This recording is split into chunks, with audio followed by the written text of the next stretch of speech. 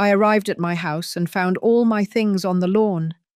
My daughter-in-law appeared and said, "We decided to do a clean-out. Those old things are useless now." I looked her in the eyes and answered calmly, "Then I'm also going to clean out what's no longer useful to me." I took out my phone. It was time to show who really calls the shots here. I will never forget that moment, that precise instant when my life split in two. I had just returned from Phoenix. I had buried my younger sister, Grace, after watching her suffer for 6 months with cancer. I was still wearing the black funeral dress, stuck to my skin. I could still smell the damp earth and withered flowers. I could still hear my nephew's cries as they said goodbye to their mother. I came back devastated. I came back with a broken soul. I came back needing a hug, a cup of hot tea, a kind word from my son Robert. But what I found was silence. I opened the gate to my house. Well, to the house. That 2-story house with a garden in the front that I bought myself after working for 40 years, cleaning offices. That house I painted pale yellow because I always dreamed of a cheerful home. That house I gave to my son 3 years ago when he married Danielle, because a mother always wants to see her children established. And there they were. All my things, thrown on the lawn as if they were trash.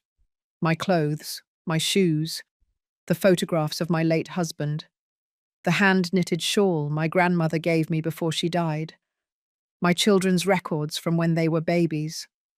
Everything, absolutely everything, piled up next to the bougainvillea plants that I had planted myself. I stood paralyzed. My purse fell from my hands. "What?" I whispered, feeling the air leave my chest. And then she appeared.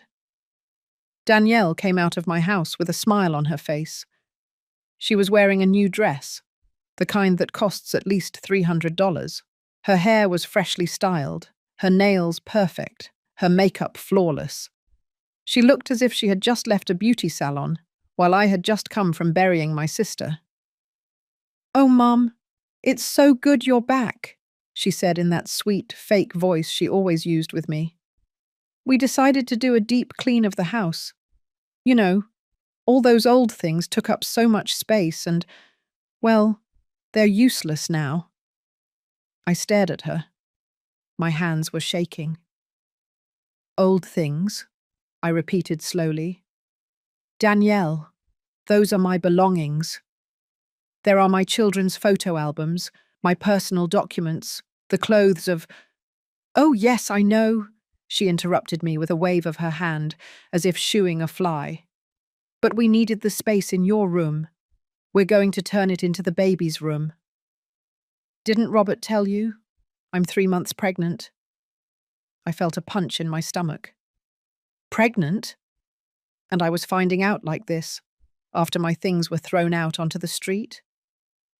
"Danielle, I need to talk to Robert," I managed to say, though my voice was cracking. "He's at work, Mum. He gets home late, but don't worry. We left a little spot for you. Come on, I'll show you." She took my arm with that feigned familiarity that irritated me so much. She led me to the back of the house, to the small utility room we used to store tools and bags of cement. She opened the door. "Ta-da, you can stay here. We cleaned it up a bit, put in a folding bed. It's tiny, but it's enough.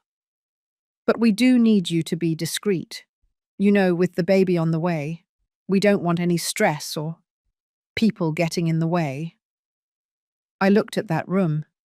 It was no more than 6 feet by 6 feet. It smelled of dampness.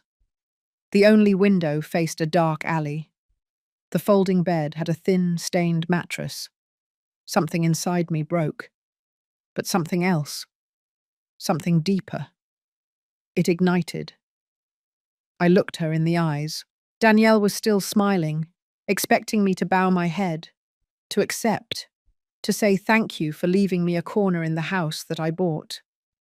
Instead, I took a deep breath. "You know what, Danielle? I said, with a calmness I didn't know I had.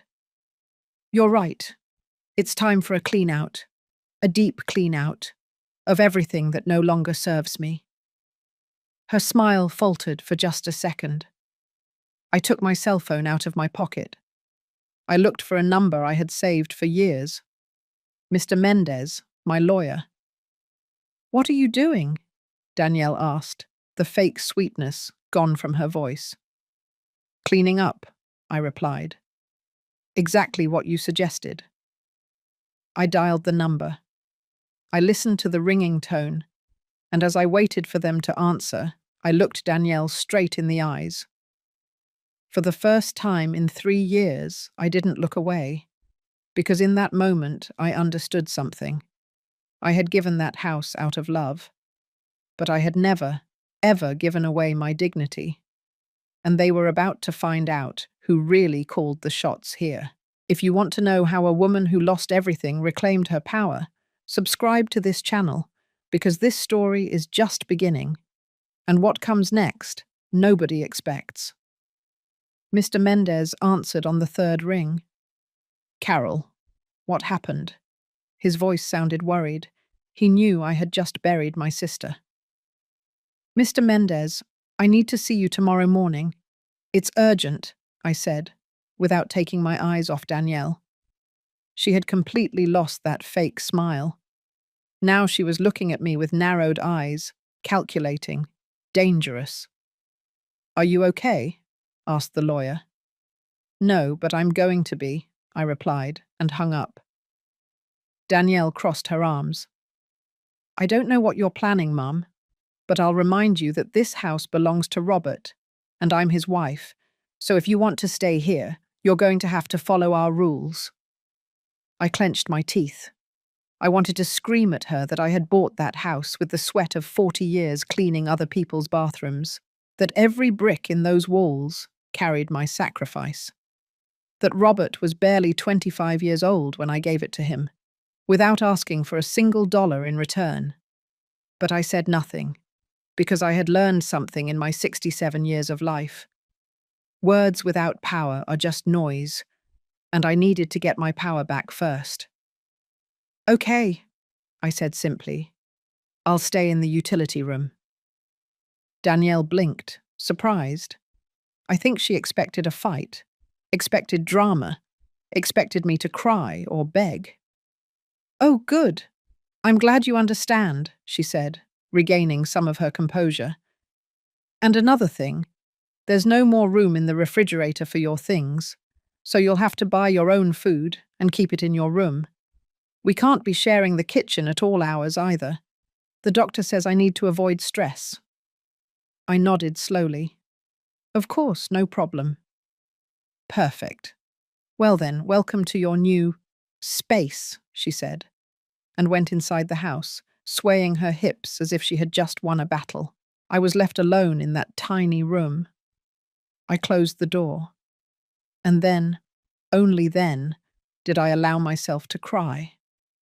I cried for my sister Grace. I cried for my husband, who had been dead for 10 years. I cried for the woman I had been, strong, hard-working, proud. I cried for my son Robert, who once hugged me and told me, Mum, you're my hero. When had everything changed? I sat on that folding bed that smelled musty. I looked around. The walls had damp stains. The light bulb hung from a bare wire. There wasn't even a nail to hang clothes on. But then I remembered something. I remembered my mother, who had raised 5 children alone after my father abandoned us. I remembered how she would tell us, daughters, a woman isn't strong because of what she has.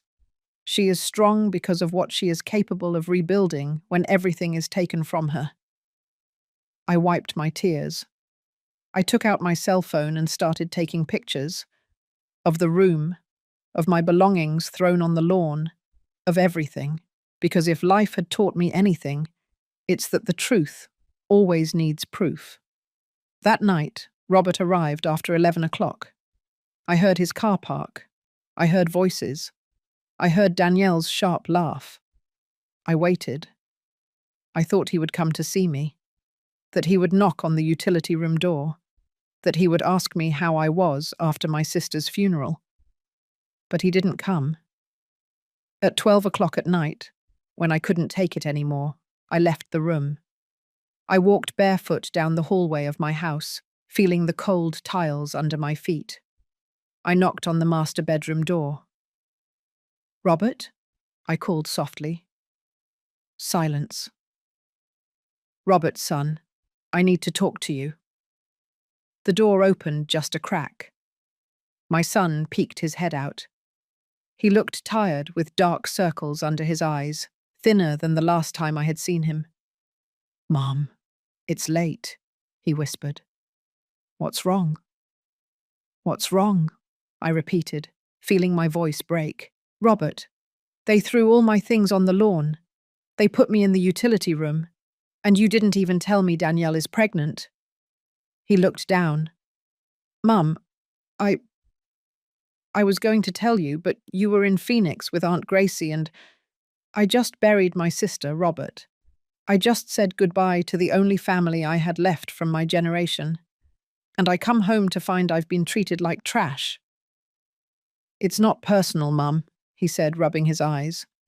"We just need the space. With the baby on the way, things have to change." "Change?" I looked at him in disbelief. "Robert, I bought this house. I gave it to you because I thought you would want me here, that we would be a family. And we are, Mum. But Danielle, she's stressed. The pregnancy has been difficult. The doctor says we shouldn't upset her." "And me?" I asked, feeling a lump in my throat. "Don't I matter?" Robert sighed. "Of course you matter, Mum. But you have to understand. Danielle is my family now, my priority. You always told us yourself that when you get married, your wife comes first." Every word was like a stab. "Not like this, son," I whispered. "Not like this." "Mum, please. We're tired. We'll talk tomorrow, okay? Try to be understanding." And he closed the door. I stood in that hallway, trembling. My son, my Robert, the boy whose diapers I changed, whom I taught to read, whom I hugged every time he cried. That son had just closed the door in my face. I returned to the utility room like a ghost, but I didn't cry anymore, because something inside me had changed. The sadness was turning into something else, into determination, into silent fury, into the absolute certainty that this could not be left like this. I sat on that folding bed and opened my nightstand drawer. In there, I kept something no one knew I had. An old notebook where I kept a record of all the house expenses since I had given it to Robert. I started to turn the pages, and what I saw froze my blood, but it also gave me the first weapon I needed to fight. What I discovered that night changed everything, and the worst part is they had no idea what was coming. The notebook trembled in my hands. It was 2 o'clock in the morning. The utility room was completely silent. The only sound was the dripping of a leaky faucet somewhere in the house. I turned the pages slowly, feeling my heart beat faster with every line I read. I had always been organized with money. I had to be. When you grow up poor, you learn that every dollar counts. So when I gave the house to Robert, I asked him for something very simple. "Son, I just want you to keep me updated on the important expenses. Not to control you, but because this house is your asset, and assets need to be taken care of."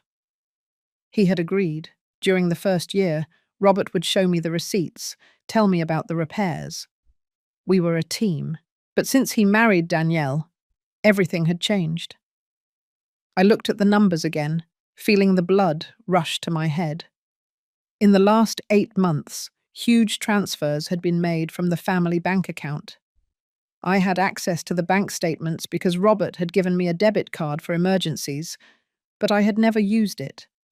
I only checked the transactions occasionally. And now, seeing it all together, the reality hit me like a punch. $4,500 in January. Living room remodel. $5,200 in February. New furniture. $3,800 in March. No description. $6,100 in April. Trip to Miami. $4,800 in May. Various purchases. $5,400 in June. Decoration. $7,300 in July.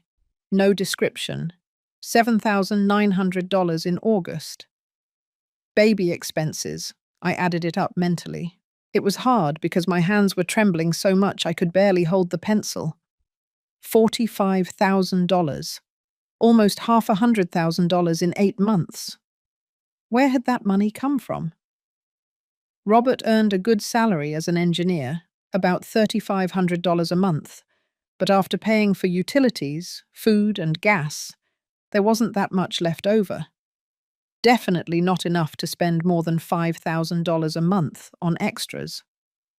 Then I remembered something that froze my blood. When I gave the house to Robert, I also left him access to a savings account I had maintained for years. It was money from my severance package when I retired, plus some savings I had put together. Almost $60,000. I told him, son, this is for emergencies, so you'll never lack anything. With trembling hands, I searched through my papers until I found the last statement for that savings account. I opened it, and my world collapsed. Current balance, $8,954. Out of $60,000, only $8,900 remained. I felt the room spin. I had to sit on the floor, leaning against the damp wall, trying to breathe. More than $50,000. Gone. In less than a year. And I had no idea because I was busy taking care of my sick sister in Phoenix. Because I trusted my son. Because I never, ever thought they would do something like this to me. But the money wasn't the worst part. The worst part was realizing they had used me. They had kicked me out of my house. They had taken my space. They had humiliated me. With the very money I had given them. I got up from the floor. My legs were shaking, but I walked to the room's window. Outside, in the dark alley, I could see the light from the neighbour's kitchen. Ms. Lucy. She always woke up early to make biscuits and sell them before dawn. She was an older woman like me, a widow like me, a woman who had worked her whole life to raise her children. And in that moment, I needed to talk to someone.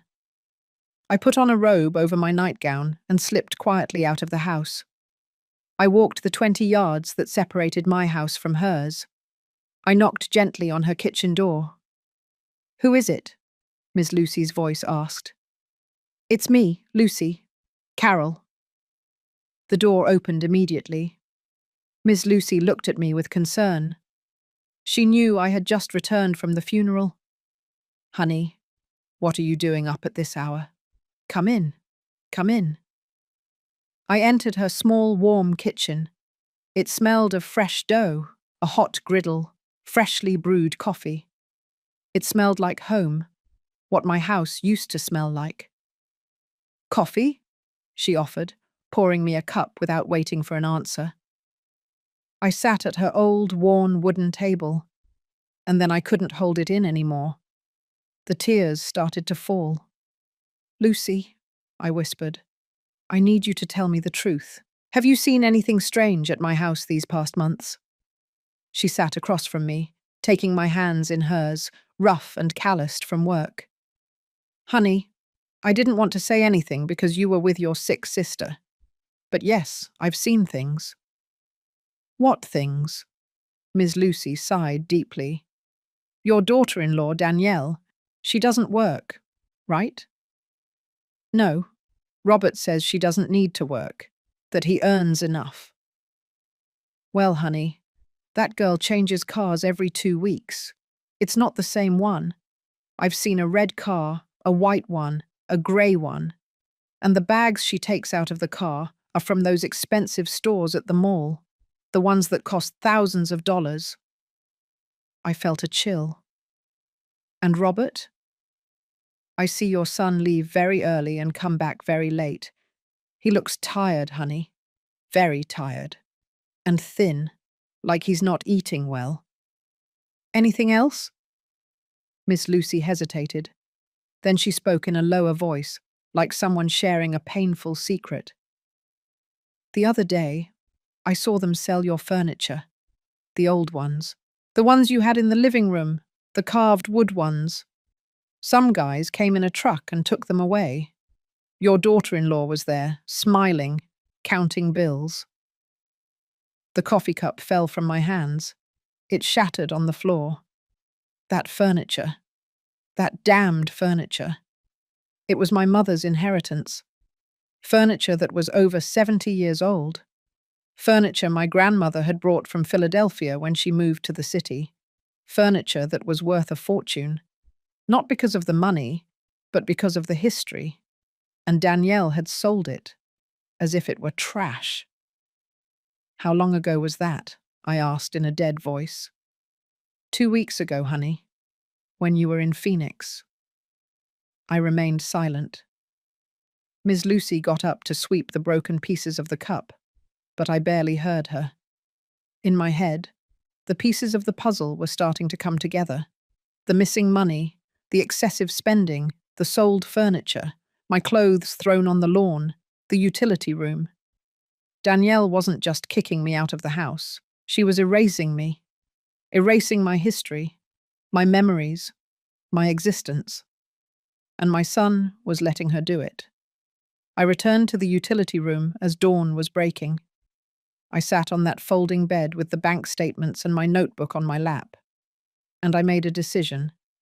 If they wanted to play this way, I would play too. But by my own rules. Because they didn't know something very important. They didn't know that the house was still in my name. Robert had never done the official paperwork to change the owner. I had only given him verbal permission to use it. They didn't know that I had documents for absolutely everything. And they didn't know that the woman sitting in that miserable room was not the same one who had arrived yesterday. That woman had been broken. But from the ashes, something new was being born, something stronger, something dangerous. When the sun had fully risen, I already had a plan. And I swear, not even in their worst nightmares could they imagine what I was about to do to them. At 9 o'clock in the morning sharp, I was knocking on the door of Mr. Mendez's office. I had washed up in the utility sink in the yard because Danielle had locked the door to the main bathroom so I wouldn't use her hot water. I had put on my best black dress, the same one from the funeral. I had styled my hair carefully, pulling it back into a firm bun, because I had learned something over all these years. When you go to fight for what's yours, you have to look dignified. Mr. Mendez greeted me with a long, tight hug. Carol, my dear, I'm so sorry about your sister. Gracie was a great woman. Thank you, Mr. Mendez, I said, feeling the lump in my throat. But I didn't come to talk about that. I came for something else. We sat in his office, filled with books and diplomas. He poured me a glass of water and waited patiently for me to begin. I took out my notebook, the bank statements, the pictures of my things on the lawn, everything. And I told him. Everything. As I spoke, I watched Mr. Mendez's face transform, from concern to surprise, from surprise to indignation. When I finished, he leaned back in his chair, rubbing his chin. Carol, this is serious, very serious. I know. Does your son know you have access to those bank statements? He gave me the card years ago, but I think he forgot. I never used it. The lawyer nodded slowly, thinking. All right, let's take this one step at a time. First, the house. Do you have the deed? Yes, here it is. I took the document out of my bag. I had guarded it like a treasure. He reviewed it carefully, turning each page with professional attention, and then he smiled. It wasn't a smile of joy. It was the smile of a strategist. "Carol, do you know what we have here?" "What?" "The deed is still 100% in your name. Robert never made the official change of ownership with a notary public." I felt my heart skip a beat. "But I gave it to him as a gift." "Yes, but legally a gift of real estate requires a formal act before a notary. You gave him permission to live there. You gave him what we call in law a tenancy at will. Basically, you lent him the house. But the house is still yours." For the first time in days, I felt something like hope. "So that means what?" "That means you can revoke that permission whenever you want. It's your property. They are, legally speaking, your tenants, without a contract, without permanent possession rights." I remained silent, processing that information. "And the money?" I asked. "The $45,000 that disappeared." The lawyer reviewed the bank statements with a serious expression. "There's something very interesting here. Look at these transfers. Many were made with an electronic signature. Did you authorize these transactions?" "No, never." "And Robert has full access to the account?" "Yes, because I gave it to him when I lent him the house. I wanted him to have a financial backup." "But did you sign any document making him a co-owner of the account?" I thought carefully. "No, he just has a linked debit card, but the account is in my name." Mr. Mendez clasped his hands on the desk. "Carol, this is delicate. If Robert made those transfers without your explicit authorization, it could be considered misappropriation of assets. Technically, it's family fraud." The words fell on me like stones. Fraud. My own son. "I don't want to send him to jail, Mr. Mendez," I said quickly. "I just want things to be fair." "And they will be. But you need to regain your negotiating power. And for that, we need to make some moves." He took out a notepad and began to write. "Here's what we're going to do. First, today we are going to change all the passwords to your bank accounts. You will be the only one with access." I nodded. "Second, we're going to make an official inventory of everything that was in that house when you gave it to Robert, including that antique furniture they sold. You are going to formally report the unauthorized sale of your property." "Can I do that?" "Of course you can, because you never took your name off the deed. Legally, everything in that house was still yours." I felt the strength return to my body. "Third, we are going to formally notify Robert that he must vacate the property in 30 days, or alternatively, sign a formal lease agreement with monthly rent and very clear clauses." "Rent?" I asked, surprised. "To my own son?" The lawyer looked at me with those wise eyes that had seen 1,000 cases like mine. "Carol, your son kicked you out of your house, put you in a utility room, spent your money without asking, sold your mother's furniture. Do you really think he deserves to continue living there for free?" He was right. Completely right. "And if he refuses?" I asked. "Then we start the eviction process. And believe me, with the evidence you have, a judge will rule in your favor in less than 3 months." I stared out the office window. Outside, Chicago was bustling with its normal traffic. People going to work, street vendors, everyday life. And there I was, about to completely change the course of my life. "Is there anything else?" the lawyer said, pulling me from my thoughts. "Do you have other assets, properties, accounts?" I thought carefully. "Yes, I have a small apartment in the old factory district. It was my husband's. We've been renting it out for years." "How much do you rent it for?" $1,800 a month." "And where does that money go?" To a different bank account, one I opened years ago for the apartment's maintenance expenses. Robert doesn't know about that account. Mr. Mendez smiled broadly. Perfect. So you have your own income. That changes everything. It means you can live independently if you decide not to go back to that house. The idea hit me like a lightning bolt. Live alone? At 67 years old? After a lifetime of taking care of others? Mr. Mendez, I don't know if I can. Carol, he interrupted me with a firm but kind voice. What do you want? Really, in the bottom of your heart? What do you want? I fell silent. What did I want? I wanted my son to apologize to me. I wanted him to treat me with the respect I deserved. I wanted to get my house back, my space, my dignity. But more than anything, I wanted them to understand that I was not a burden. I was not an old piece of furniture that could be thrown away.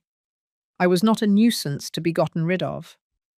I was Carol Rodriguez, Salazar's widow, a woman who had worked for 40 years without a break, a mother who had raised 3 children alone after being widowed, a woman who deserved respect.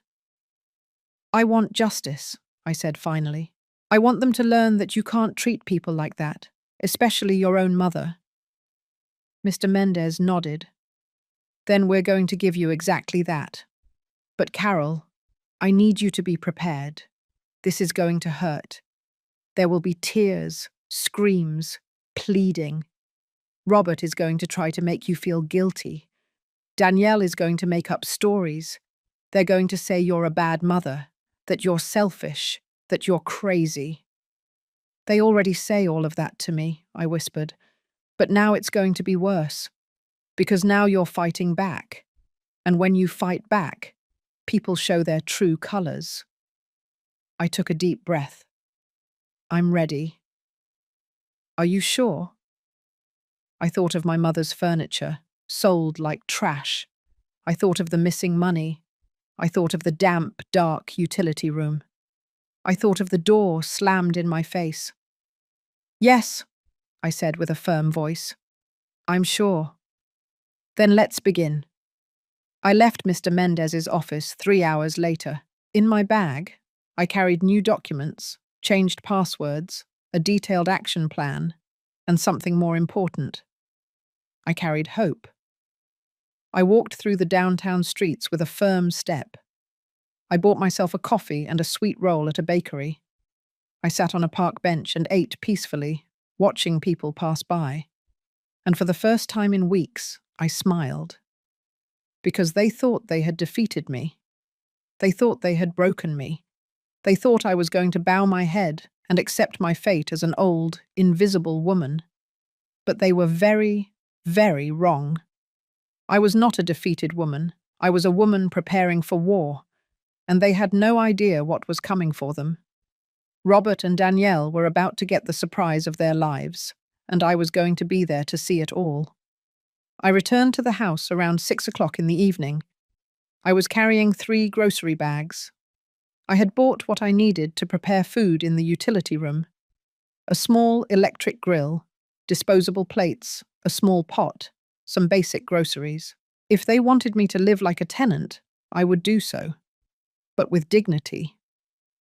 When I entered, I heard voices in the living room. Many voices. I peeked in carefully. Danielle was there, dressed up as if for a magazine. She was wearing a pale pink dress that must have cost thousands of dollars. Next to her were her parents. Mr. Armstrong, a burly man with a moustache and an air of importance, and Miss Beatrice, a thin, elegant woman who always looked at me as if I were something stuck to her shoe. Robert was also there, dressed in a shirt and dress pants, uncomfortable, pulling at his collar as if it were choking him. "Mom!" Danielle exclaimed when she saw me with that sing-song, fake voice. "So glad you're here. I prepared a family dinner. My parents wanted to better understand our situation. Our situation. as if it were a problem that needed to be solved. "Good evening," I greeted briefly, trying to pass towards the utility room. "Oh, no, no, no." Danielle approached me, taking my arm firmly. "I've already prepared everything. It would be rude if you didn't join us. Besides, we need to talk about some important things." I had no choice. I sat at the dining room table. My table. The one I had bought at an antique market 15 years ago. Danielle served dinner with a perfect smile. Chipotle-style chicken, red rice, salad. Everything looked delicious. Everything smelled like home. But the atmosphere was as tense as a guitar string about to snap. "Ms. Carroll," Mr. Armstrong began, wiping his mouth with a napkin, "my daughter has told me there have been some misunderstandings lately." "Misunderstandings?" I repeated, measuring each word. "Yes, well," Ms. Beatrice intervened with a sharp voice. "Danielle tells me you feel displaced. But you have to understand, Ms. Carroll, that young people need their space, especially now with the baby on the way." I gripped my silverware tightly. "I understand perfectly the need for space," I said calmly. "What I don't understand is why my belongings were thrown on the lawn without asking me." "Oh, Mom, let's get over that already." Danielle made a dramatic gesture with her hand. "It was a simple miscommunication. I already apologized." A lie. She had never apologized. "And about the room," Mr. Armstrong continued. "Well, I think it's very generous of Robert and Danielle to have given you a space. There are many people your age who don't even have that." People my age. As if I were a burden, a nuisance, a beggar grateful for crumbs. Robert said nothing, just ate in silence, his gaze fixed on his plate. "Besides," Ms. Beatrice added, "at your age you should be thinking about, well, about making things easier for everyone. There are very nice retirement homes with nurses, activities, people your age. Wouldn't that be more comfortable?" There it was, the real reason for this dinner. They wanted to convince me to go to a nursing home. I looked at Robert. My son still didn't look up. "Robert," I said in a firm voice, "what do you think about this?" He finally looked up. His eyes were tired, empty. "Mom, I just want everyone to be okay, for there to be peace." "Peace?" I repeated. "You're asking me for peace while you're planning to send me to a nursing home?" "It's not a nursing home, Mum," Danielle intervened quickly. "They're luxury retirement communities, with gardens, with—" "I'm not interested," I interrupted her. Silence fell over the table like a tombstone. Mr. Armstrong cleared his throat uncomfortably. "Ms. Carroll, I understand this is difficult for you, but you have to be realistic. Robert and Danielle are building their family, and you, well, you've completed your cycle. You've raised your children. Now it's time for them to live their lives." Every word was a slap, but the worst was yet to come. "And on the economic issue, Ms., Beatrice continued, in a tone of someone discussing business. Danielle mentioned there were some confusions with the bank accounts." There it was, the real reason for the dinner. They had realized they could no longer withdraw money. "There were no confusions," I said in a clear voice. "I simply changed the passwords to my accounts, as I should have done from the beginning." Danielle dropped her silverware with a theatrical crash. "You see, Robert? I told you your mother was acting strangely. Why would you do that, Mum? That money is for the family." "That money is mine," I said, feeling my blood boil. "Money I saved for 40 years. Money you spent without my permission. $45,000 in 8 months. What did you spend it on, Danielle?" Danielle's face turned white, then red, then purple. "How dare you? How dare I what?"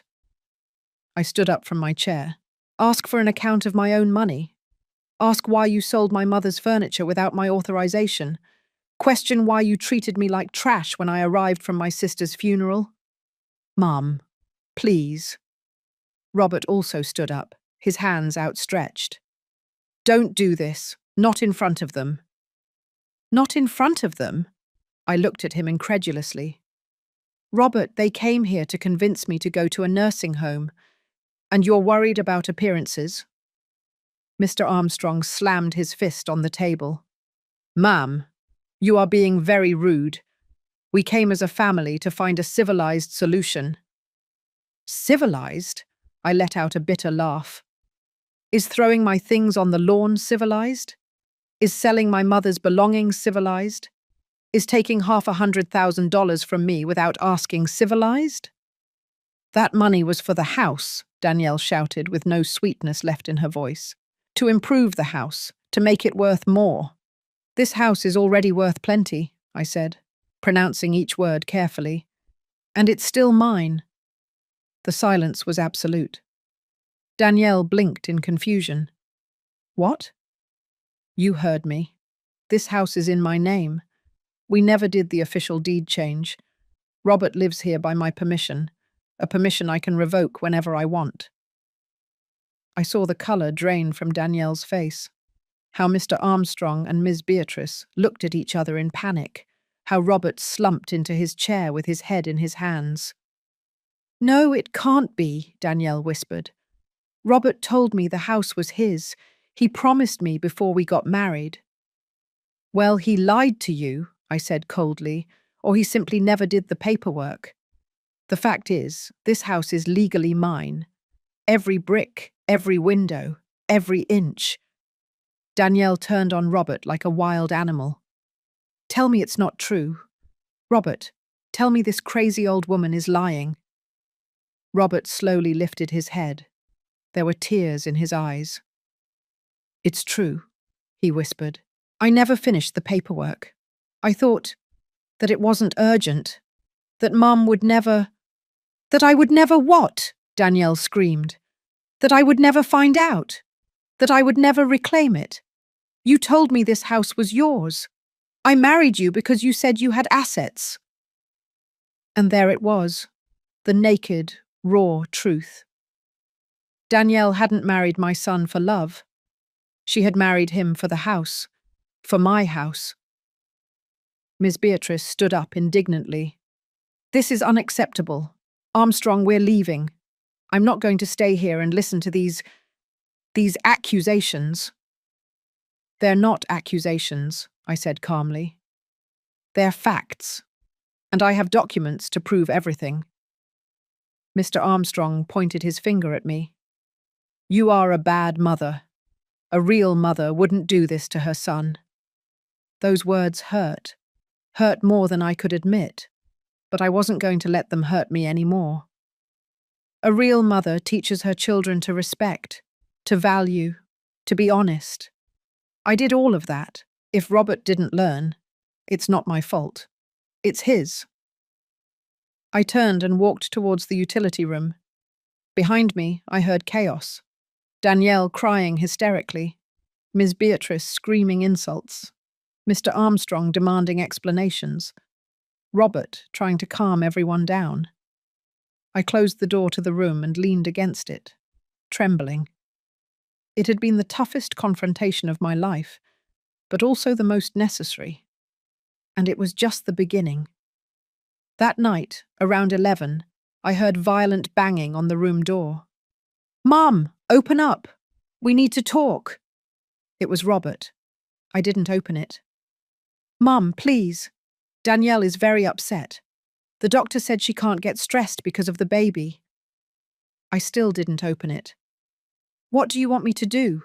Beg for your forgiveness on my knees? Cry? Tell me what you want and I'll do it, but please don't take the house from us. I threw the door open. Robert was a mess. His hair dishevelled, his eyes red, his shirt wrinkled.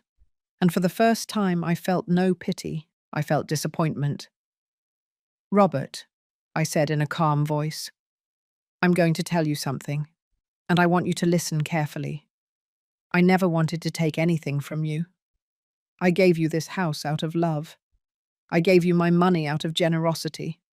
I gave you my space for family. I know, Mum. I know, But you treated me like trash. You humiliated me, you stole from me, you lied to me. And when I came back broken from my sister's funeral, you threw me out on the street. It was Danielle's mistake. I didn't know that. You knew. I raised my voice. You knew, and you did nothing. You closed the door in my face. You told me she was your priority. You told me to understand. It's just, she's my wife, Mum. I have to support her. And what am I? Trash? A burden to be gotten rid of? Robert fell to his knees in front of me. Forgive me, he sobbed. Forgive me, Mum. I was a coward. I was a bad son. But I'm begging you, don't leave us on the street. I looked at him there, kneeling, crying, and something inside me broke. But not from pain, from clarity. This wasn't my little boy anymore. This was a man who had made his choice, and he had to live with the consequences of his choices. I'm not going to leave you on the street, I said finally. But things are going to change, drastically. Tomorrow you're coming with me to Mr. Mendez's office, and we are going to sign a contract with clear rules. Whatever you say, Mum. Whatever you say. And Danielle is going to pay back every dollar she spent of my money. Either she pays it or you pay it. But it will be paid. Robert nodded desperately. Yes, whatever. Now go. I'm tired. He got up slowly. Before he left, he looked at me with the eyes of a beaten puppy. Do you hate me, Mum? The question took me by surprise. No, Robert, I said sadly. I don't hate you, but I don't recognize you either. The son I raised would never have done this to me. I closed the door, and for the first time in days, I slept soundly because I knew I had won the first battle. But the war was just beginning. The next morning, Robert and I went to the lawyer's office. And what happened there changed everything forever. Robert arrived on time at Mr. Mendez's office. But he wasn't alone. Danielle came with him, clinging to his arm like a tick. She wore dark glasses that covered half her face and held a tissue in her hand, ready for drama. When they saw me sitting in the waiting room, Danielle stopped short. She's coming, she whispered to Robert, though loud enough for me to hear. It's her lawyer's office, Danielle, Robert replied with a tired voice. Mr. Mendez received us in his office. His face was professional, serious, impenetrable. Good morning, Mrs. Carroll, Mr. Robert, Mrs. Danielle. Please have a seat. We sat down. Danielle couldn't stop looking around suspiciously, like a caged animal looking for an exit. All right, the lawyer began. I've called you here because there are legal matters we need to resolve formally. First of all, let's clarify the situation of the property. He placed a copy of the house deed on the desk. As you can see here, the house located at 247 Jacaranda Street is registered 100% in the name of Mrs. Carol Rodriguez, Salazar's widow. There is no other owner. Danielle snatched off her glasses. That's impossible. Robert told me that. What Robert told you is irrelevant, the lawyer interrupted her with a sharp tone. The legal facts are these. Mrs. Carroll is the sole owner. You live there by verbal permission, which in legal terms is called a tenancy at will. But I'm his daughter-in-law. It's my house too, Danielle insisted, her voice getting higher. No, ma'am, it is not. Not 1 inch of that property is in your name. I saw Danielle turn pale, her hands clutching the tissue until her knuckles turned white. Is this true? Robert asked in a trembling voice. My son lowered his head. Yes. And when were you planning on telling me? I thought we would sort out the paperwork after the wedding, but with work and… I don't care about your excuses, Danielle shouted, jumping to her feet. You told me you owned a house. You promised me. Danielle, calm down, please. Think about the baby, Robert pleaded. The baby, she scoffed. Right. The baby who's going to be born in a house that isn't even yours. Mr. Mendez tapped the desk gently. Ma'am, please sit down. There are more matters to discuss. Danielle slumped back into the chair, breathing heavily. Second matter, the lawyer continued. The unauthorized withdrawals from Mrs. Carroll's bank accounts. He placed the bank statements I had given him on the desk. In the last 8 months, a total of $45,300 has been taken from these accounts. Mrs. Carroll never authorized these transactions. I didn't take that money, Robert defended himself immediately. The transfers were made with the card that is in your name, said the lawyer. That makes you legally responsible. But it was Danielle who used the card. I lent it to her because she said she needed... What? Danielle stared at him with wide eyes. Now you're going to blame... me? You were the one who bought the new furniture, who organized the trip to Miami, who spent $6,000 on clothes. Because you told me we had money, that your mum had given you all that. I said she lent it to us, not that she gave it to you. Watching them fight like this should have given me satisfaction, but it only brought me sadness. Enough, I said in a firm voice. They both fell silent immediately. I don't care who spent the money. You are both responsible, and that money will be returned. All of it. Down to the last dollar.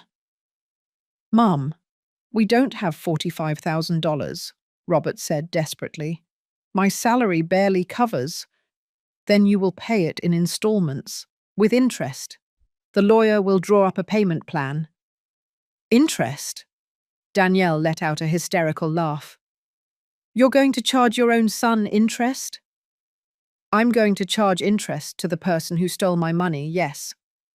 It's not theft. It's family money. It was my retirement money, I said, feeling my voice break. Money I earned cleaning bathrooms and offices for 40 years. Money I was going to use for my medical expenses when I got older, and you spent it on trips and clothes. Danielle opened her mouth to reply, but no words came out. There is one more issue, Mr. Mendez continued. The antique furniture that was sold without authorization. According to Mrs. Carroll, they were pieces over 70 years old. A family heirloom. How much did you sell them for? Absolute silence. How much? I repeated. Robert swallowed hard. $1,500. I felt the world stop. $1,500? I whispered. You sold my mother's furniture, hand-carved mahogany pieces, furniture that was worth over $10,000, for $1,500? The buyer said they were very old, that they needed restoration, Robert mumbled. Because they were antiques, I exploded, getting up from my chair. That's why they were worth so much. That furniture was the last inheritance I had left from my mother. Mum, what does it matter anymore? Danielle said with annoyance.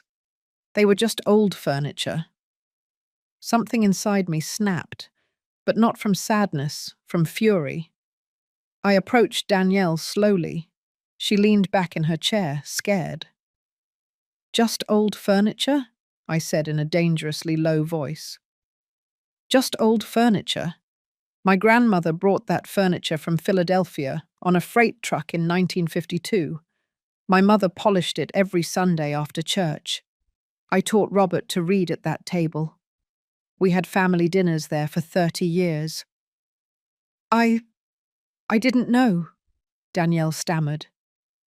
You didn't know because you never asked, because to you, anything that isn't new and expensive is worthless, just like me. An old woman who is useless, a burden to be gotten rid of.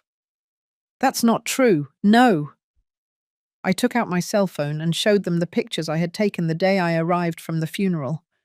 Look at this. Look. My things thrown on the lawn, my photos, my clothes, the memories of my dead husband, all thrown out like trash. Danielle looked at the photos and turned pale. I thought they were things you didn't use anymore. And that's why you threw them out without asking me, without waiting for me to come back from my sister's funeral. We needed space for the baby. You had the whole house, I shouted, a 2-story house with 4 bedrooms. Why did you need my room? Why did you need to humiliate me? Danielle covered her face with her hands and began to cry, but it didn't move me anymore. I had seen too much. I had suffered too much. Mr. Mendez, I said, turning to him, I want them out of my house. I want to start the eviction process. No, Robert shouted, jumping up. Mom, please, we can't leave. We have nowhere to go. Danielle is pregnant. You should have thought of that before you treated me the way you did. Mrs. Carroll, the lawyer intervened. Legally, I can start the eviction today. They have to vacate in 30 days. That leaves us on the street, Danielle sobbed. With a baby on the way. What kind of grandmother are you? Those words hit me like a punch. What kind of grandmother was I? One who had lost everything. One who had been betrayed. One who was tired of being stepped on. But then I looked at Danielle. I really looked at her, and I saw genuine fear in her eyes. I saw a young, stupid woman who had made terrible mistakes, but who was pregnant, who was going to bring my grandchild into the world. I sighed deeply.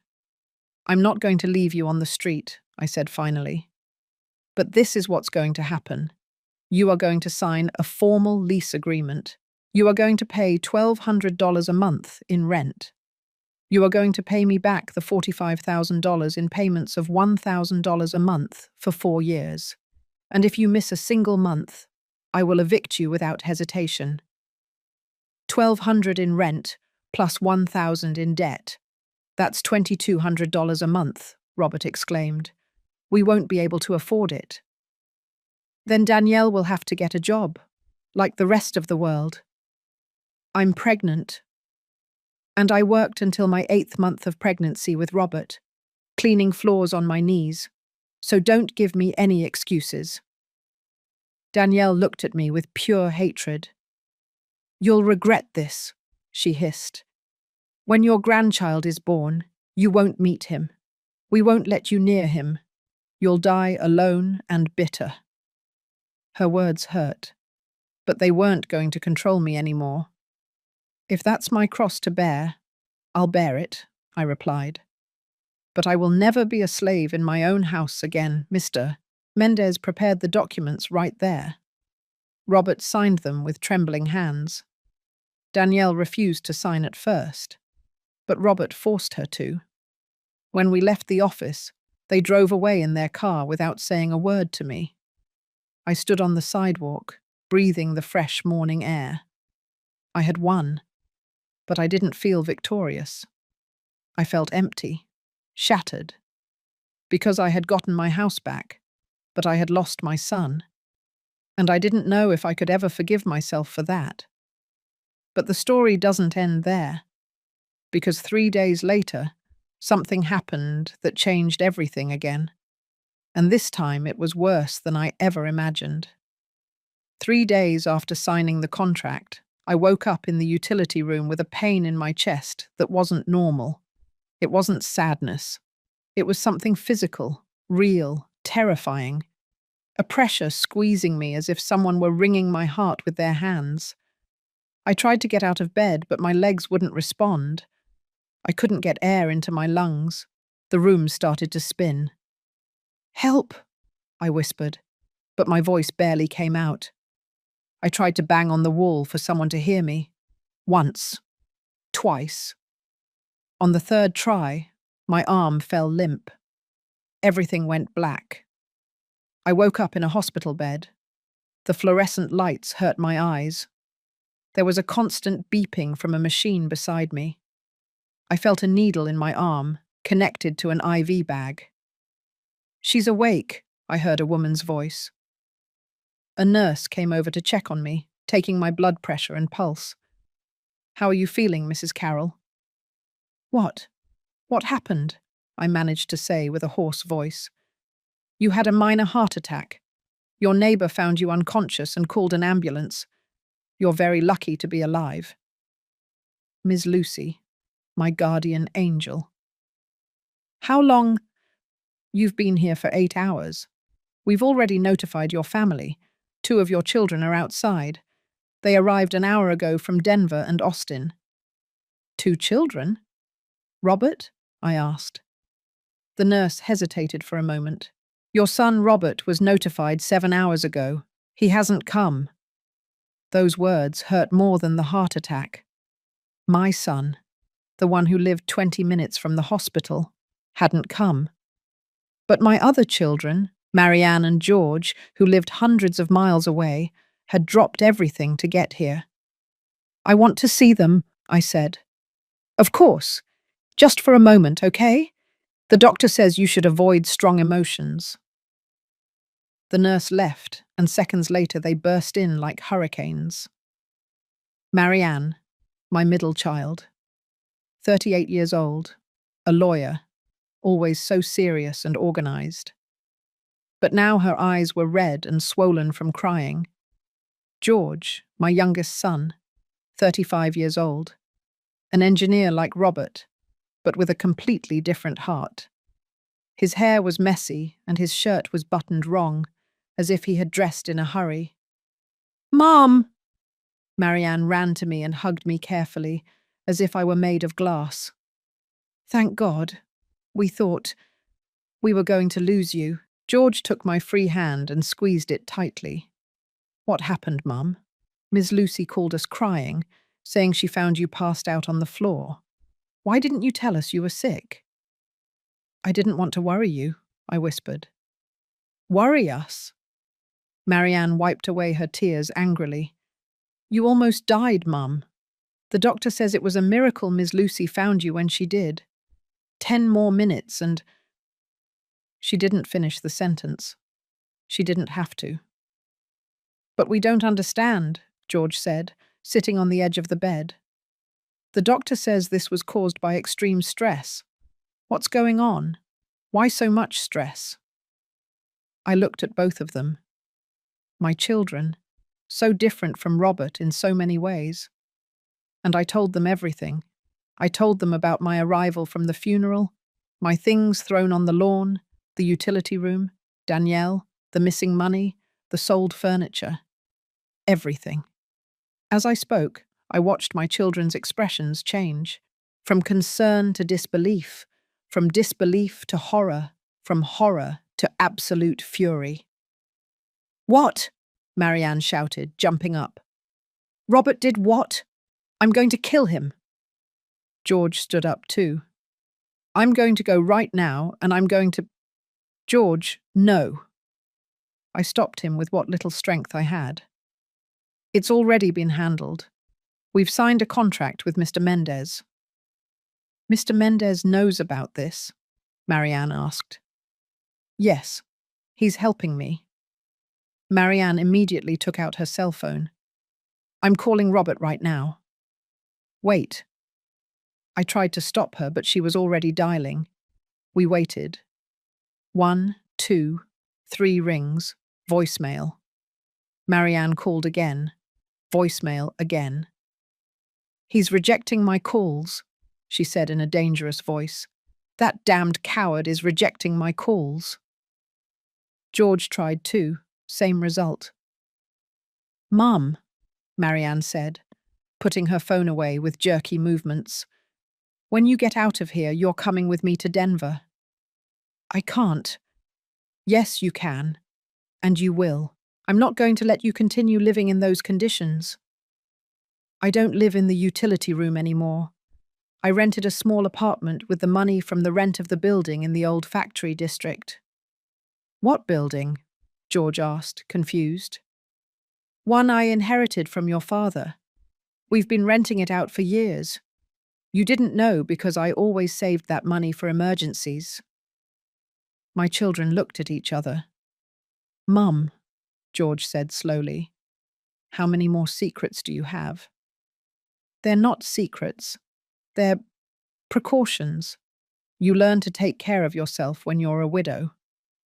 Marianne sat down next to me again, taking my hand in both of hers. Mum, listen to me carefully. Robert has no right to treat you like this. I don't care if he's my brother. What he did is unforgivable. He's married. He has to choose his wife.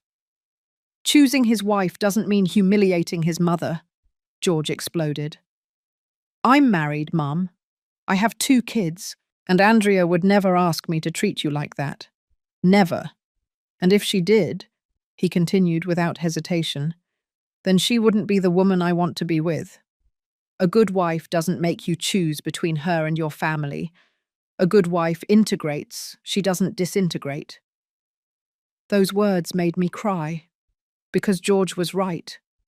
A good partner doesn't force you to abandon your own.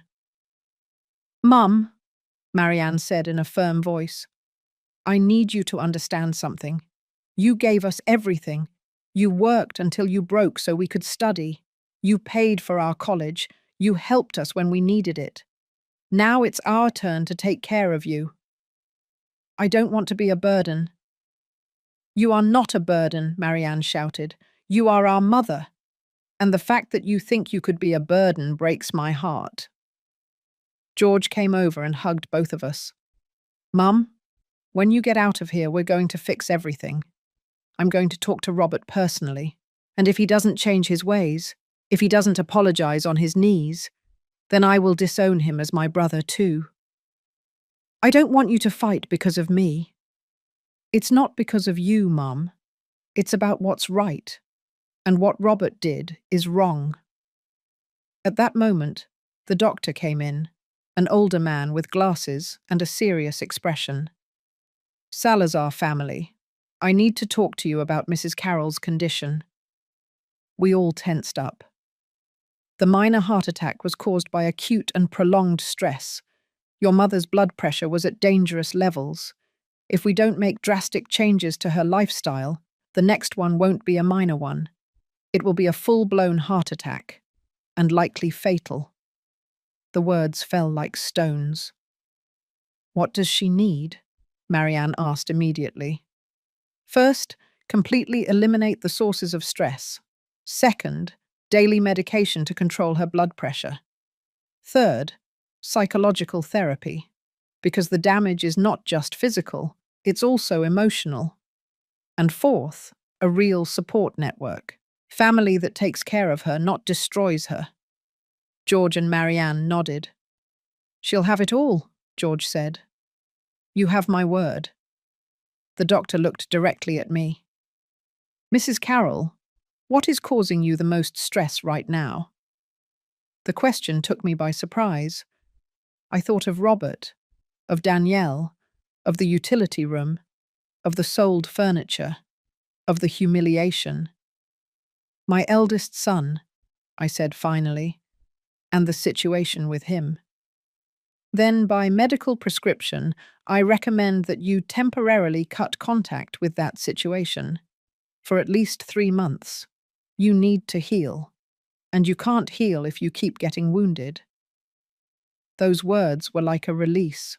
A doctor was giving me permission to step away, to take care of myself, to set boundaries, without guilt.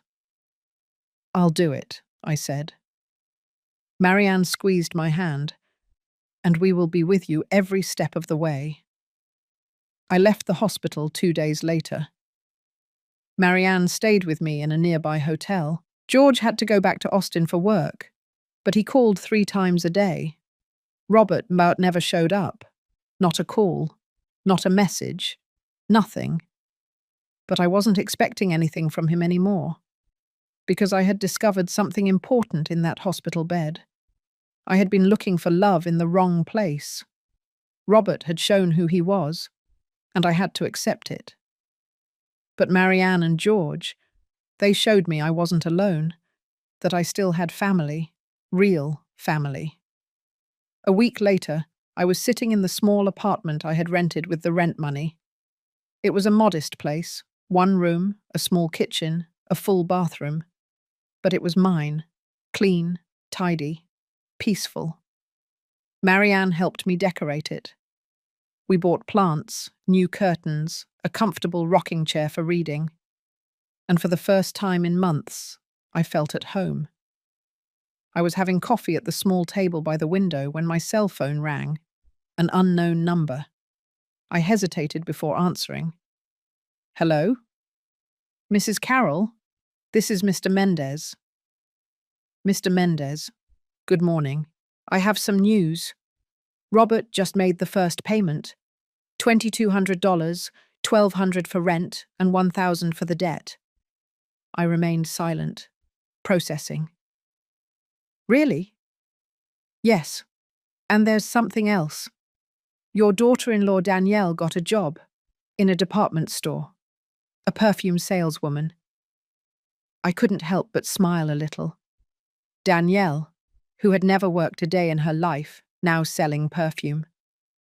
Life has strange ways of teaching lessons. Thanks for letting me know, Mr. Mendez. There's something else, Carol. Robert called the office. He asked about you. He says that he needs to talk to you. I'm not ready for that, I said immediately. I understand. I just wanted you to know. I hung up and stared out the window. Outside, life went on. People walking, children playing, street vendors shouting their wares. And there I was, alive, breathing, healing. I had lost a lot. But I had also gained something priceless. I had won my dignity back, and no one, ever again, was going to take it from me. But Robert wasn't going to give up so easily. And what he did next forced me to make the most difficult decision of my life. 2 weeks after leaving the hospital, I was watering the plants on my small balcony when I heard knocking at the door. Loud, desperate, insistent. Mom! Mom! Please, I know you're in there. It was Robert. I froze, the watering can still in my hand. Mom, we have to talk. Please, it's important. I didn't want to open it. The doctor had told me to avoid stress. Marianne had made me promise not to see Robert until I was stronger. But he was my son, and as much as he had hurt me, he was still my son. I opened the door just a crack. Robert looked destroyed. He had lost at least 20 pounds. He had deep, dark circles under his eyes. His clothes hung on his body as if they were 2 sizes too big. He looked like a ghost of himself. What do you want, Robert? I asked in a neutral voice. I need to talk to you. Please. 5 minutes. The doctor forbade me from stressful situations. I know. Miss Lucy told me. Mum, I didn't know you were so sick. If you had known, you were notified 7 hours before your siblings, and you didn't come. Those words hit him like a slap. I saw his eyes fill with tears. Danielle wouldn't let me go. She said it was a trick of yours to manipulate me, that you wanted to play the victim. I believed her. And by the time I realized my mistake, you had already left the hospital and I didn't know where you were. Marianne and George found me without a problem. Because they are better children than me, he said with a broken voice. Mum, please, just let me in for 5 minutes. I need to tell you something important. Against my better judgment, I opened the door. Robert entered and looked around the small apartment. I saw shame on his face. Pain. Regret. It's nice, he said in a low voice. Small, but cozy. It's what I can afford with the rent from your father's building. He sat on the sofa carefully, as if he were afraid of breaking something. Mum, I came to tell you that you were right about everything. I looked at him suspiciously. Danielle is destroying me, he continued. Ever since we signed the contract and she had to get a job, she's become unbearable. She complains all the time, saying everything is my fault, that I promised her one life and gave her another. And you were right, weren't you? I said without emotion. You promised her a house that wasn't yours. I know. He put his face in his hands. I know, and it was my mistake. A huge mistake. But Mum, I'm trapped. I have a baby on the way. I can't get a divorce now. Is that what you came to tell me? To cry about your marital problems? No, I came to... He took a deep breath. I came to ask for your forgiveness. On my knees, if necessary. For everything. For throwing your things out. For the utility room. For the money. For grandmother's furniture. For slamming the door in your face.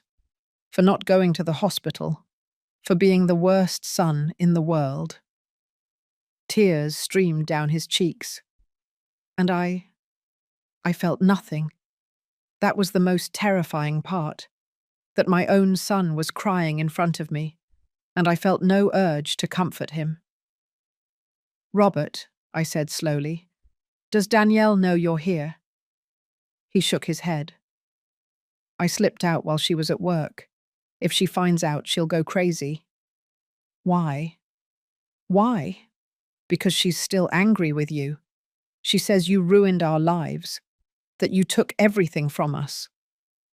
I let out a bitter laugh. I didn't take anything from you. I set boundaries. There's a difference. I know, Mum, but she doesn't see it that way. And how do you see it? Robert looked up at me. I see that I lost my mother for a woman who doesn't even respect me, who yells at me, who blames me for everything, who threatens to take my son away from me if I don't do what she says. Then divorce her, I said simply. I can't. We're expecting a baby. Robert, I was 7 months pregnant with George when your father died. I had to go on alone. If you can work, you can support your child. With or without Danielle. But no buts. Either you stay with her and accept the consequences, or you separate and build a new life. But you can't go on like this, destroying yourself, and you can't come here expecting me to solve your life for you. Robert was silent for a long time. You don't love me anymore, Mum? He asked in a small child's voice. That question broke my heart. I will always love you, Robert. You are my son. I carried you in my womb. I raised you. I taught you to walk, to talk, to read. But I don't trust you anymore, and I'm not sure if I'll ever be able to again. What do I have to do? He pleaded. Tell me what I have to do to earn your trust back. Grow up, I said simply. Stop being a child who expects his mum to solve everything. Make decisions like an adult. Stand up for what's right, even if it's hard. And if I do, if I change, will you forgive me? I don't know, Robert. Honestly, I don't know. He slowly got up from the sofa. He looked older than he was, tired, defeated. Then all I can do is show you with actions, he said. No more words. He walked to the door. Before leaving, he turned one last time. When the baby is born, would you come to meet him? The question caught me off guard. If you truly invite me, if you treat me with respect, if Danielle accepts my presence without drama, then yes, I'll go. Thank you, Mum. And he left. I stood in the middle of the apartment, trembling. Marianne was right. Seeing him had been stressful, but also necessary, because Robert needed to hear the truth, and I needed to tell it to him. That night I couldn't sleep. I kept replaying the conversation in my head. Robert's words, his devastated face. Had I been too harsh, too cold, or was I just protecting my heart from more pain? At 2 in the morning, my cell phone rang. It was Marianne. "Mum, are you awake?" "Yes, dear, what's wrong?" "I just got a very strange call from a woman who says she's Danielle's mother." My blood ran cold. "Miss Beatrice? What did she want?" "She wants to meet with you. She says it's urgent, that she has information you need to know about Danielle and Robert." "Information? What kind of information?" "She wouldn't tell me over the phone, only that it's serious, and that it could change everything." My mind started spinning. Why would Danielle's mother want to talk to me, after how she treated me at that horrible dinner? "What do you think?" I asked Marianne. "I think you should hear her out, but not alone. I'm coming with you." "Can you come from Denver?" "I'm already on my way. I left 2 hours ago. I'll be there tomorrow afternoon." My daughter, always protecting me. "Thank you, Marianne. That's what we're here for, Mum. No one is going to hurt you again. Not while I'm breathing." The next day, Marianne and I met with Miss Beatrice at a coffee shop downtown. She arrived on time, but she looked different from the arrogant, elegant woman I had known. Her hair was unkempt, deep dark circles under her eyes. Her hands trembled as she held her purse. "Thank you for coming," she said with a broken voice. "What do you want, Miss Beatrice?" Marianne asked in a professional and cold tone. Miss Beatrice took an envelope out of her bag. She placed it on the table. "I need you to know the truth about my daughter, about what she really is." I opened the envelope with trembling hands. Inside were documents, many documents, bank statements, photographs, printed messages, and what I saw there left me breathless. Because Danielle wasn't just a manipulative and capricious woman, she was something much, much worse. And what I was about to discover was going to change everything, absolutely everything. What Miss Beatrice revealed to me that afternoon was so shocking I couldn't believe it. And when Robert found out, his world was going to completely collapse. My hands trembled as I reviewed the documents, credit card statements I had never seen before. All in Danielle's name, all with enormous debts. $23,000, I read aloud, feeling my mouth go dry. In credit card debt. How is that possible? Miss Beatrice's eyes were red. She looked years older than the last time I had seen her.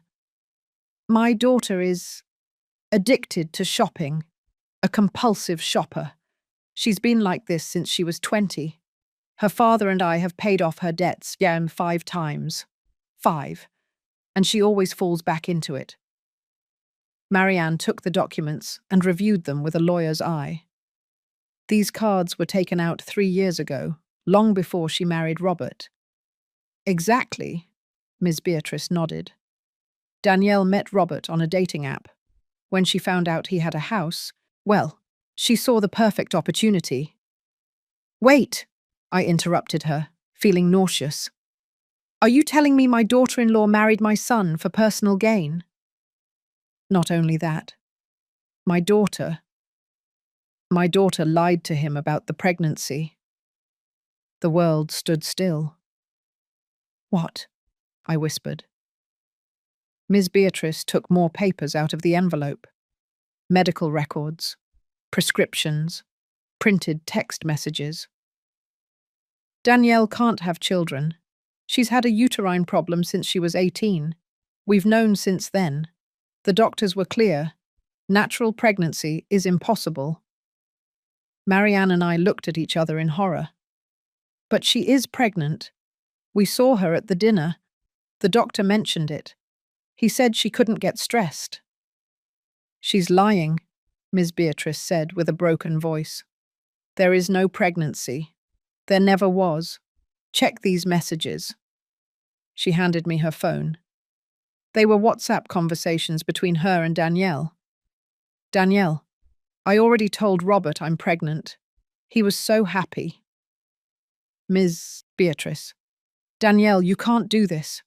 When he finds out you lied. Danielle. He's not going to find out. I'll say I lost it in a few months. But by then I'll be well settled in the house. Ms. Beatrice. This is wrong. Very wrong. Danielle. You never support me. Always criticizing. That's why I'm in this situation. I need this house, Mum. I need to get out of debt, or they're going to sue me. I felt like I couldn't breathe. Robert doesn't know any of this? Nothing. Danielle is very good at lying, always has been. She bought maternity clothes. She looks up pregnancy symptoms online to fake nausea. She even bought positive pregnancy tests online to show him pictures. Why are you telling me this? I asked. You are her mother. Why betray your own daughter? Ms. Beatrice put her face in her hands and began to cry. Because I can't take it anymore. I can't keep watching her destroy lives. She has scammed 3 men before Robert. Always the same story. They fall in love. She invents pregnancies, gets money, and when she can no longer sustain the lie, she disappears. My God, I whispered. But this time it was different. This time she found someone who had a house, and she decided to stay. And when you appeared as an obstacle? Well, I saw her do horrible things. Throw away your belongings, sell your furniture, humiliate you. And you said nothing? Marianne asked in a hard voice. I was afraid, Ms. Beatrice cried. My daughter can be dangerous. She manipulates, lies, threatens. She told me that if I said anything to Robert, she would cut me out of her life forever. And she's my only daughter, my only baby. But she's not a baby anymore, I said in a firm voice. She's an adult woman who is committing fraud. And you are an accomplice by staying silent. Miss Beatrice nodded through her tears. I know. That's why I'm here. Because yesterday, Danielle came to ask me for more money. $5,000. She says she needs to get fake pregnancy tests done to keep deceiving Robert. And I can't go on with this anymore. I can't. Marianne took all the documents and put them away carefully. I'm going to need certified copies of all of this, and I need you to be willing to testify if necessary. Whatever it takes, Ms. Beatrice said. I just want this to end, before my daughter ruins more lives. Where is your husband in all this? I asked. Armstrong doesn't know anything. He thinks Danielle has finally settled down. If he finds out about this, I don't know what he would do. He's so proud of her. Well, he's going to have to find out, Marianne said. Because this is serious. Very serious. I stared at the documents on the table. My son. My poor Robert. Deceived. Manipulated. Destroyed. By a woman who never loved him. Who only saw an opportunity in him. I have to tell him, I said. Robert has to know the truth. Are you sure, Mum? Marianne asked. This is going to destroy him. He's already destroyed. But at least if he knows the truth, he can start to rebuild on a real foundation, not on lies. Ms. Beatrice took my hands. Thank you. Thank you for being more of a mother than I am, for protecting your son even when he didn't protect you. Her words hurt me, because they were right. I was still a mother, despite everything. That same afternoon, I dialed Robert's number. He answered on the second ring. Mom? Robert, I need you to come to my apartment. Now, it's urgent. Are you okay? Did something happen? I'm fine, but we need to talk. Bring Danielle with you. Danielle? But Mum? Robert, I said in a firm voice. Either you both come in an hour or I'm coming over there. And believe me, you don't want this conversation to be at your house. Okay, okay, we'll be there. I hung up and looked at Marianne. Are you ready? She asked. No, but we have to do it. 40 minutes later, there was a knock on the door. I opened it. Robert was there, nervous, pulling at his shirt collar. Beside him, Danielle with a sour face and tight maternity clothes. I hope this is important, Mum, Danielle said in a bored tone. I had to ask for time off from work. Come in, I said simply. They entered, sat on the sofa. Marianne stood next to me, a folder in her hands. What's going on? Robert asked. Why is Marianne here? Because what I'm about to tell you is very serious, and you need family support. I saw Danielle's face change from boredom to alert. Serious? She asked in a high-pitched voice. What are you talking about? I'm talking about lies, I said, looking directly at her. About fraud, about manipulation. I don't know what… Your mother came to see me, I interrupted, and she told me everything. I saw the colour drain from Danielle's face. My mum, what did she say? Marianne opened the folder and started taking out documents. She said you're not pregnant, that you never were, that you have a medical condition that prevents you from having children, and that you lied to Robert to keep the house. The silence was deafening. Robert slowly got up from the sofa. What? His voice came out as a whisper. What did you say? She's lying, Danielle shouted. My mom is crazy. She's making things up because she's jealous that I'm happy.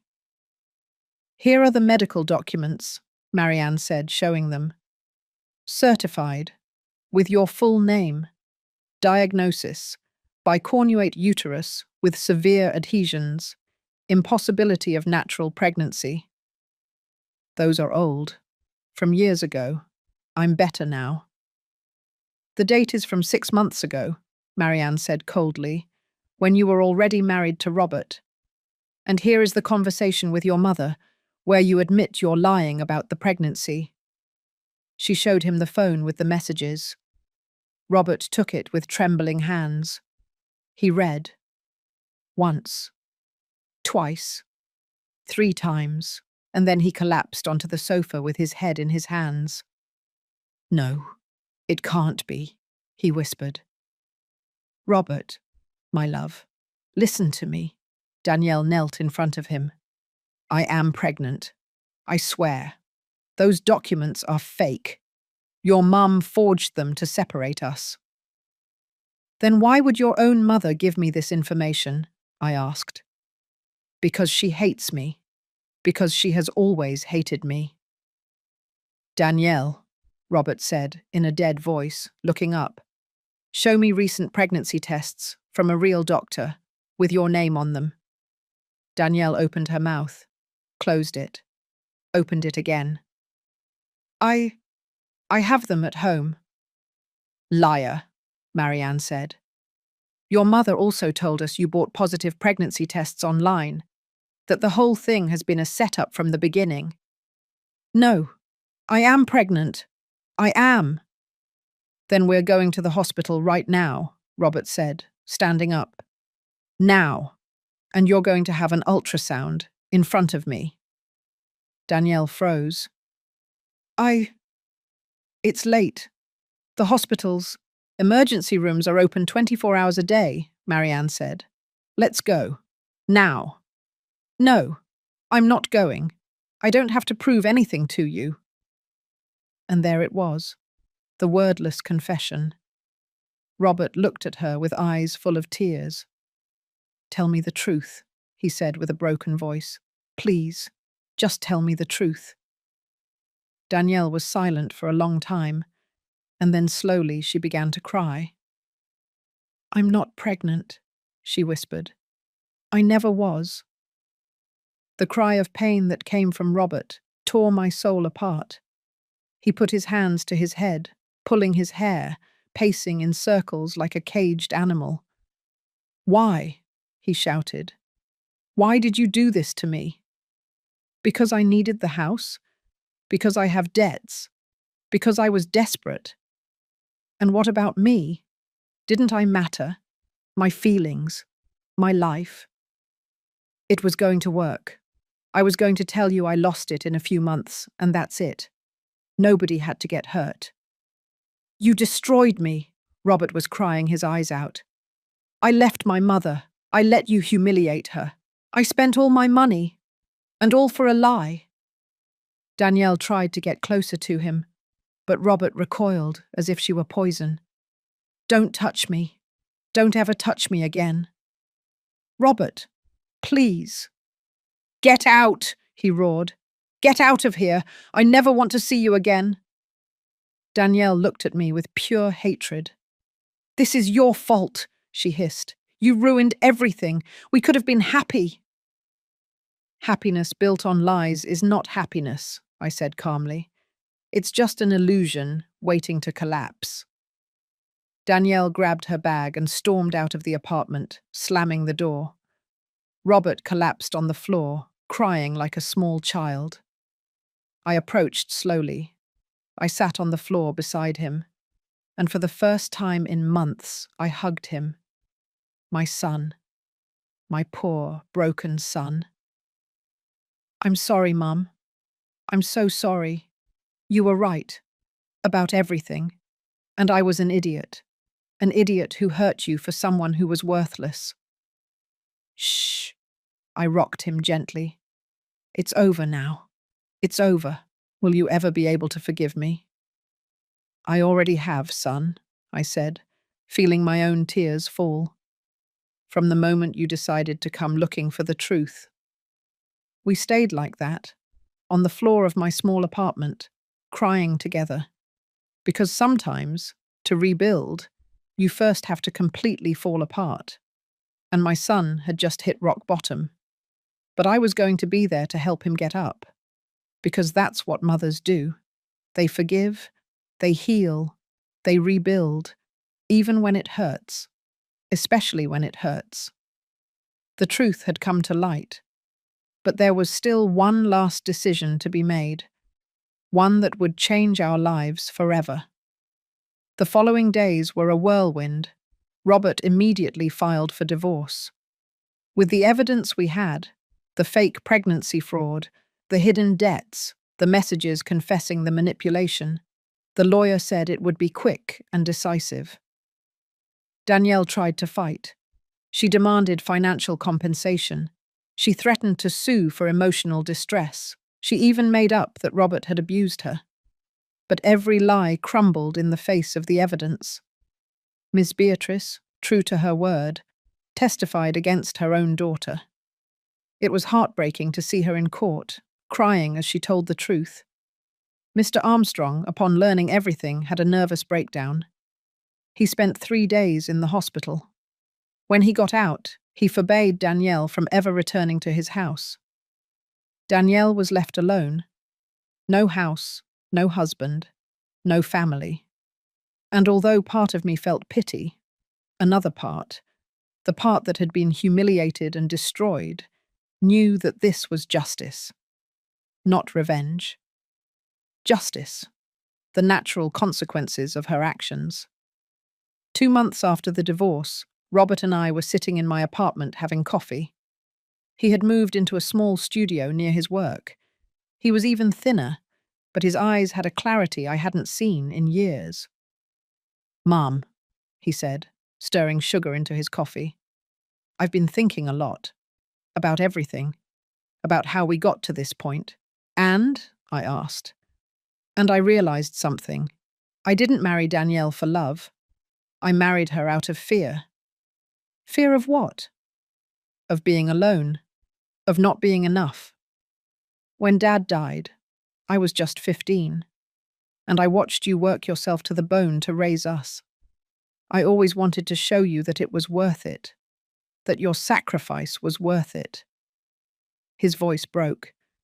So when Danielle came along, beautiful, self-assured, interested in me, I thought it was my chance to have the perfect family, to show you that I had made it. But I did everything wrong, Robert, he continued. Instead of protecting you, I hurt you. Instead of honoring your sacrifice, I trampled on it. I betrayed everything you taught me to impress someone who never loved me. Tears rolled down his cheeks. How can you forgive me? How can you even look at me after what I did to you? I got up from my chair and sat next to him. I took his face in my hands, like when he was a child and had nightmares. Robert, listen to me carefully. Everyone makes mistakes. Everyone. What's important isn't the mistake, but what you do after you make it. But you acknowledged your mistake. You asked for forgiveness. You ended a toxic relationship. You're rebuilding your life. That takes more courage than never making a mistake. Do you really forgive me? I already told you. I forgave you the moment you had the courage to seek the truth. We hugged tightly, and I felt something that had been broken between us begin to heal. It wasn't completely cured. There were still scars, it still hurt, but it was healing, and that was enough for now. 3 months later, my phone rang. It was an unknown number. Hello? Mrs. Carroll, this is Mr. Mendez. Mr. Mendez, what happened? I have news. Danielle was arrested this morning. My stomach dropped. Arrested? Why? Fraud. It turns out that after the divorce with Robert, she tried the same trick on another man, a businessman from Queens. She told him she was pregnant, took money from his accounts, sold some of his belongings. My God. But this man was smarter. He hired a private investigator. He discovered her entire history, the previous scams, the fake pregnancies, everything, and he pressed criminal charges. And now? Now she faces charges for aggravated fraud. It could be up to 8 years in prison. Plus, the other previous victims are joining a class action lawsuit. Her mother is testifying too. I was silent, processing the information. How is Robert? I asked. Does he know? I told him an hour ago. He said he hopes she learns, that she finds help, but that it's not his problem anymore. Good, I said. That's mature of him. There's something else, Carol. Robert has made all his payments. The $2,200 a month for 4 straight months. Without fail. Without complaint. I know. I've been monitoring the account. He wants to know if you would consider renegotiating the contract. Not to pay less, but so he can visit you more often. He says he misses talking to you.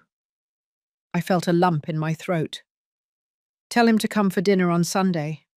I'm going to make pot roast, his favourite. I heard the smile in the lawyer's voice. I'll tell him. And Carol, I'm glad to see things are getting better. Thank you, Mr. Mendez, for everything.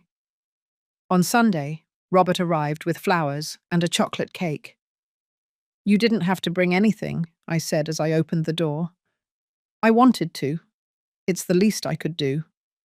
We ate together. We talked about his work, his new apartment, his future plans. We talked about Marianne and George, about the nieces and nephews who lived far away. We talked about everything and nothing, like we used to before Danielle came along. And it was normal, comfortable, healing. When we finished dinner, Robert took an envelope out of his backpack. What's that? I asked.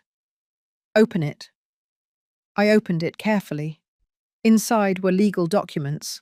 They were the deeds to the house, completely transferred to my name, with no conditions, no tenancy at will, nothing. Robert, what is this? It's yours, Mum. It always was. But now it's official. 100% yours. I renounce any right to it. But the house was for you. It was a gift that you were ashamed to keep. But you need a secure asset, a place of your own, and that house is yours. I'm going to build my own path, as I should have from the beginning. Tears were streaming down my cheeks. And where will you live? I'll stay in my apartment. I'm saving to buy my own place in a few years. Something I earn, not something given to me.